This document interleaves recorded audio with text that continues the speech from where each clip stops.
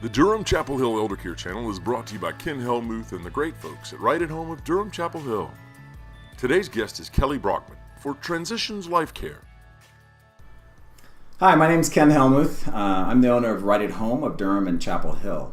Welcome to the Durham and Chapel Hill Eldercare channel. I'm here today with Kelly Brockman from Transitions LifeCare, and we're here to talk a little bit about hospice care and how hospice can help you and your families.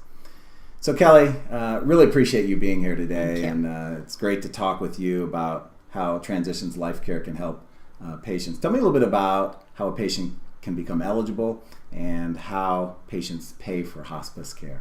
Great. Yeah, and a patient can become eligible for hospice care when they have a terminal condition, meaning their prognosis is about 6 months or less, and their physician has to refer them for hospice care, although a person can call us themselves to ask about that.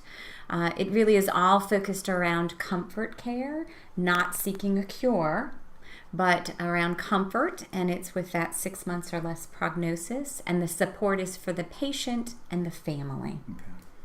And how is it paid for? Yeah.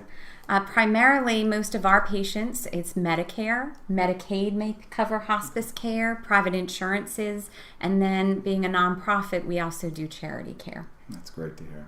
So thanks for sharing that. There's not just hospice that you all help with, but there's palliative care. Can you tell the audience a little bit about the difference between hospice care and palliative care? Great question. Most people interchange the two words, and this is how I like for folks to remember it. So palliative care or palliative medicine is actually a subspecialty of medicine, much like somebody may have cardiology or pulmonology. And it is all focused again on the word palliate, which means to ease someone's suffering. So all hospice care is palliative care because it's focused on comfort, but all palliative care is not hospice care. Someone can have consultation with palliative care around pain or management of symptoms and still be seeking a cure, treatment for their illness, where hospice, you're really focused just on comfort. Now that makes a lot of sense. A lot of times hospice has a negative connotation, and I guess what do you hear from families? What's the pushback you get, or kind of when should someone approach you all? Absolutely. I think that the word hospice can be very scary for families. Many people think that the word hospice means that mom has a day or two to live, and that it's about giving up hope.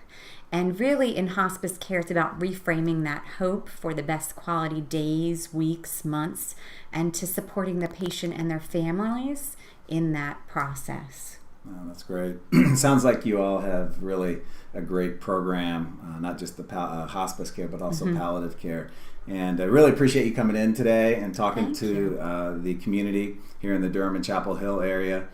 Kelly Brockman from Transitions LifeCare. So thanks again for coming in. Thank you, Ken. And thanks for joining us.